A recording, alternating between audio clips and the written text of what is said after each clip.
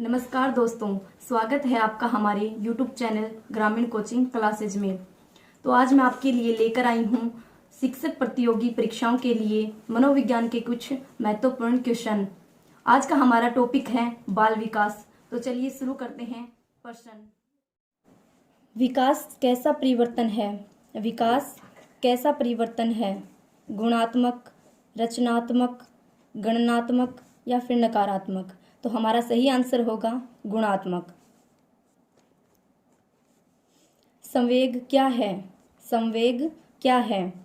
प्यार व स्नेह, क्रोध व भय, उत्तेजना या भाव में परिवर्तन, इनमें से कोई नहीं। संवेग क्या है? प्यार व स्नेह, क्रोध व भय, उत्तेजना या भाव में परिवर्तन, इनमें से कोई नहीं। तो हमारा सही आंसर होगा उत्तेजना या भाव में परिवर्तन। उत्तेजना या भाव में परिवर्तन। तीसरा क्वेश्चन है, कक्षा कक्ष शिक्षण होना चाहिए। कक्षा कक्ष शिक्षण होना चाहिए। तीव्र, संवादमूलक, सरल, एक तरफा? तो हमारा सही आंसर होगा संवादमूलक। चौथा क्वेश्चन है, मनोविज्ञान में सर्वाधिक उद्देश्यात्मक विधि किसे माना जाता है? मनोविज्ञान में सर्वाधिक उद्देश्यात्मक विधि किसे माना जाता है? प्रयोगात्मक को, व्यक्ति अध्ययन को, अवलोकन को या आत्मनिरीक्षण को? तो हमारा सही आंसर होगा प्रयोगात्मक को। इनमें से कौन सा प्रयोजन प्राथमिक प्रयोजन कहलाता है? इनमें से कौन सा प्रयोजन प्राथमिक प्रयोजन कहलाता है? मानसिक प्रयोजन, शारीरिक प्रयोजन, सामाजिक प्रयोजन या शैक्षणिक प्रयोजन? तो हमारा सही आंसर होगा शारीरिक प्रयोजन। छठा क्वेश्चन है, किसे किशोर मनोविज्ञान के पिता के नाम से जाना जाता है? किसे किशोर मनोविज्ञान के पिता के नाम से जाना जाता है? Stanley Hall, Garrison, Gesell, थोरनडाइक?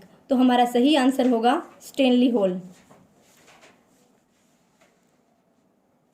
सातवां क्वेश्चन है, बच्चा किस उम्र में भाषा की समझ दिखाना शुरू कर देता है? बच्चा किस उम्र में भाषा की समझ दिखाना शुरू कर देता है? जन्म से ही, 3 महीने पर, 6 महीने पर, 9 महीने पर? तो हमारा सही आंसर होगा 6 महीने पर।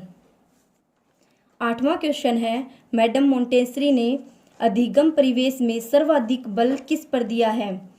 मैडम मोंटेसरी ने अधिगम परिवेश में सर्वाधिक बल किस पर दिया है?